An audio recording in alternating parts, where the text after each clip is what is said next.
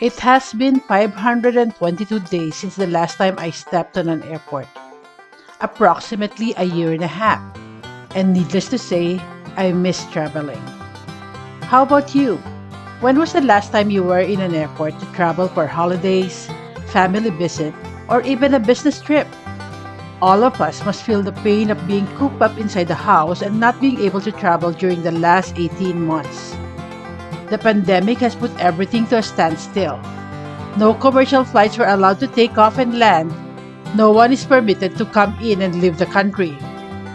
In the last few weeks, air travel is slowly opening up, easing way to traveling again. The people are still cautious, but because of urgency, they choose to take the chance and travel. In this episode of Filipindian Tales, we take you on a round trip from Chennai to Delhi and back, all in one day, to show you how air travel has changed and the health precautions implemented right when you enter the airport till the time you board the flight and lands at your destination.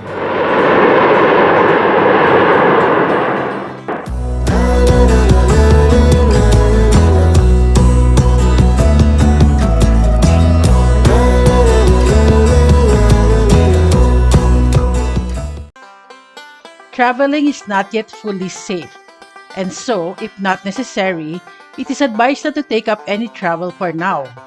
But in our case, we needed to take up this travel urgently, and so we decided to take the chance and book our tickets. First precaution when booking the ticket is to find the most direct route possible. Because of low air traffic, most airlines offer hopping flights, which means you may have to take one or two stops in between before reaching your destination.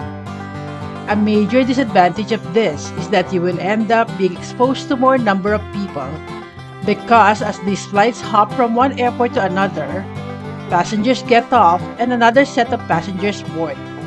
This also prolongs the travel time and most specifically, the number of hours passengers are confined in the aircraft, breathing the same air as everybody else. Going through the options we had, we chose one of the very few direct flights from Chennai to New Delhi. We got an Air India flight with an onward journey leaving at 6 a.m. And to board this flight, we have to be early at the airport to comply with new safety rules and regulations, which only means we have to leave home while the rest of Chennai is still happily snugged in their sleep.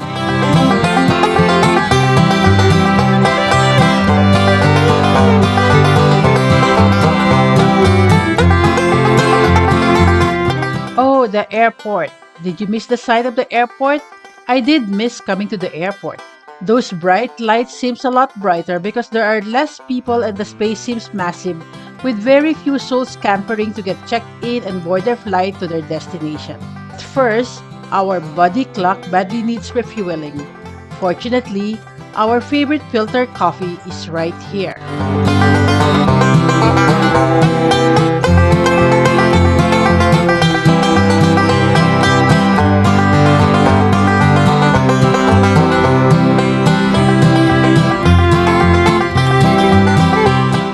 To avoid crowding while checking in, self-check-in kiosks are placed outside the airport in order for passengers to self-check-in and collect their boarding passes without interacting with any airline staff. Then we head inside the airport where someone checks our tickets, boarding pass, and IDs from behind a magnifying glass enclosure. Here we were asked to remove our masks for proper identification. And voila! We are inside the airport where, as you can see, there are very few passengers around. As we say hello to the Maharaja of Air India, we notice hardly any queue in the check-in counters, unlike in normal instances wherein the queue can be as long as a labyrinth.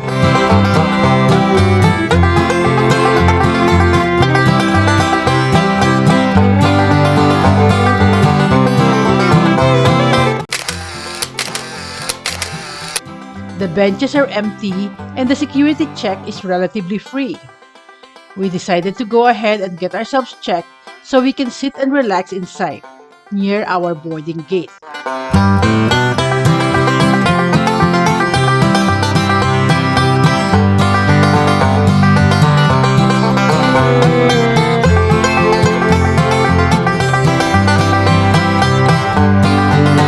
Guidelines for passengers regarding safety precautions are placed strategically. All possible mediums are used to remind the passengers to be mindful of their safety. We got ourselves settled, but it wouldn't hurt to look into the duty-free shops while waiting, isn't it? And as you can see, everything's a bargain. They sure are trying to catch some sale after a great loss during the early days of the pandemic.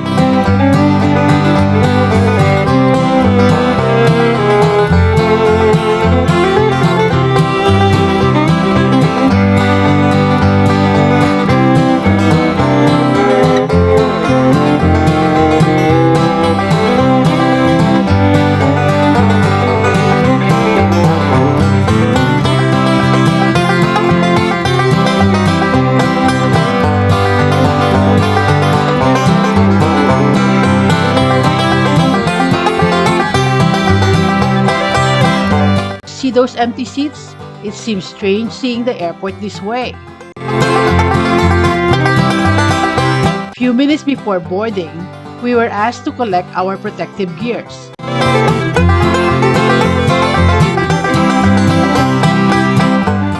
The pack contained a mask, a face shield, and sanitizers in sachet packets.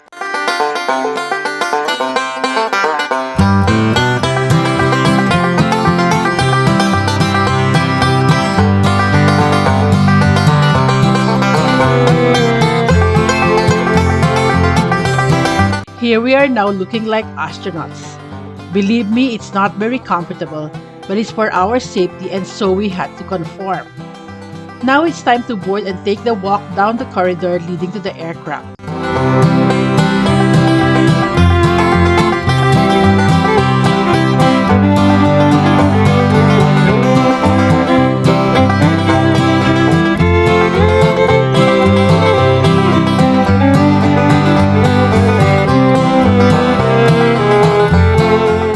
As we enter the aircraft, the crew can be seen wearing full personal protective equipment or PPE.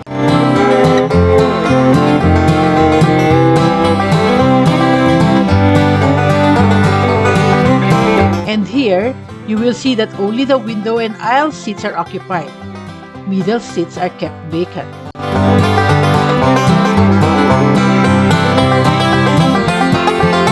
We settle on our seats and I look around. The flight is almost empty.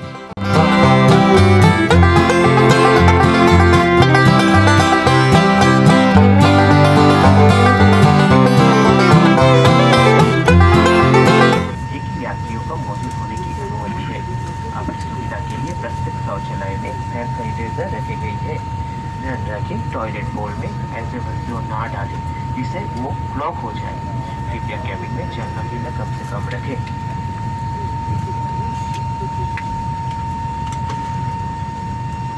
सभी यात्रियों से अनुरोध है कि यात्रा का दौरान क्रू द्वारा लिया जाए।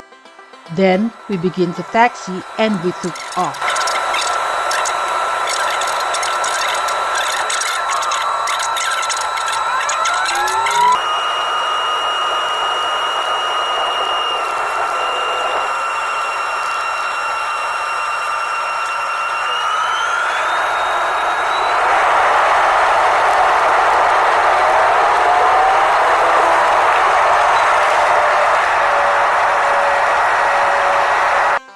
Back inside the aircraft, an announcement was made that breakfast is to be served, and so we get to cleaning our tray tables.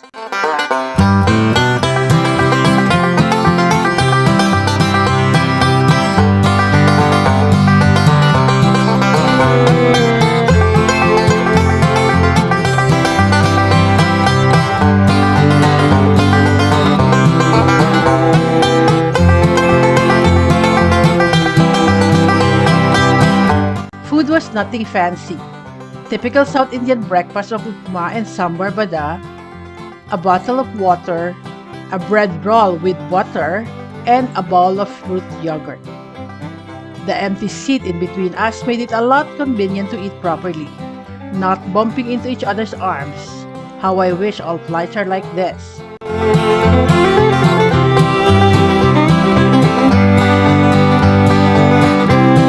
Then we touched down at Indira Gandhi International Airport in New Delhi a few minutes before 9.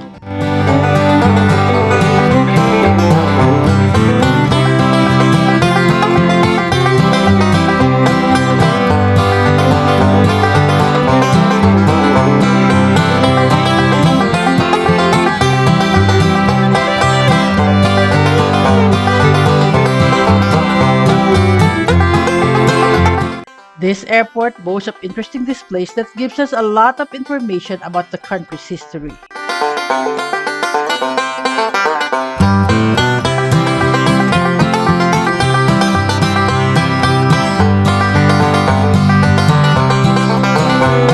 And everywhere, passenger advisory regarding COVID safety can be found.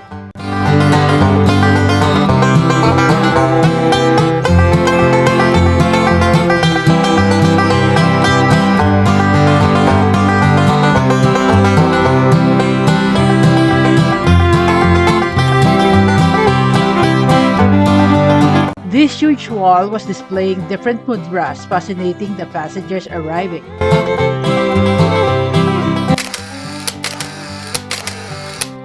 And just a bit of information, the Indira Gandhi International Airport is rated as the best airport in Asia Pacific in the category of over 40 million passengers per annum in the last 3 years.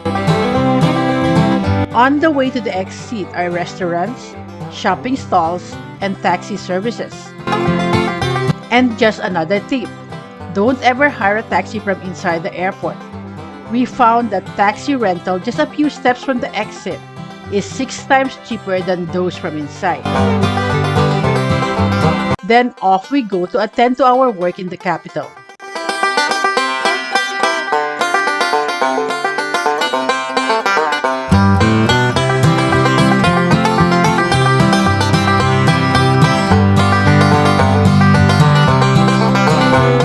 Less than an hour later, we are on our way back to the airport.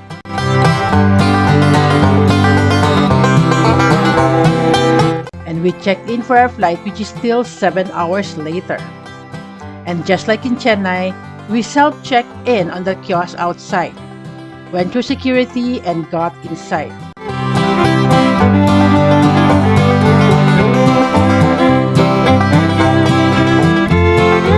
The wait was long, but it was not difficult as there are lots to do in the airport.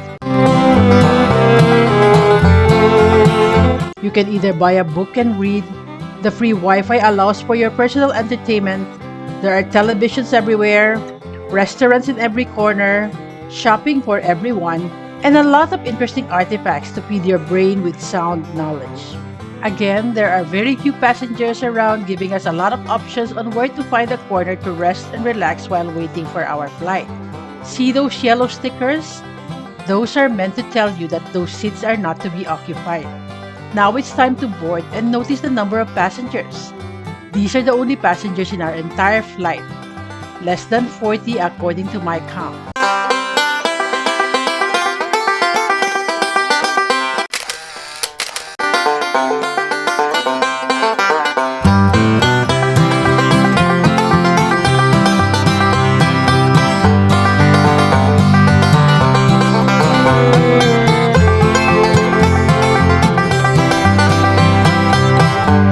Now again, notice the empty central seats. And as I pan my camera, more empty seats are visible. The flight is almost empty. Then we took off and the excitement of being home soon is apparent.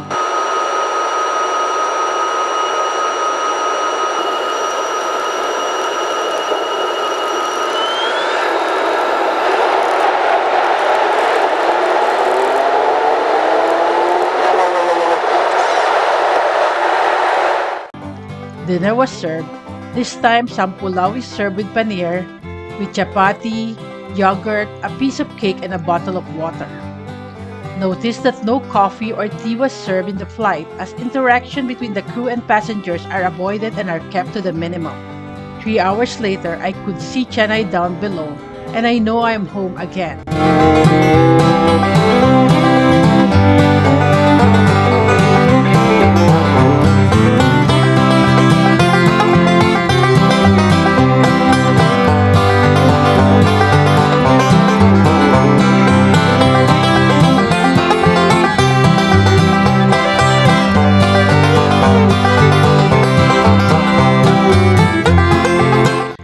before the baggage claim area, our temperature was checked.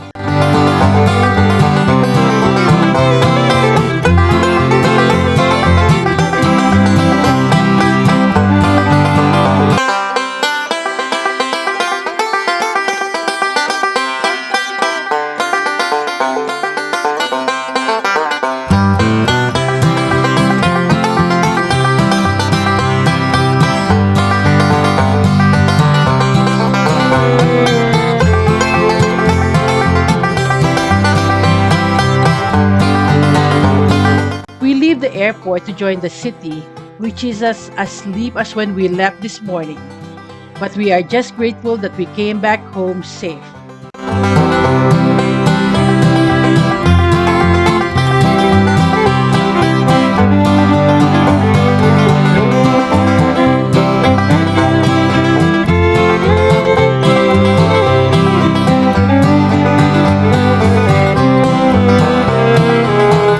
Air travel may not be as fun or as exciting as it was before because of all the new sets of rules and do's and don'ts. But I guess this is going to be the norm hereafter. This is the new normal of air travel that we must all get used to. The pandemic is not yet over, and unless it is absolutely necessary to travel, please stay at home to keep yourself and your family safe.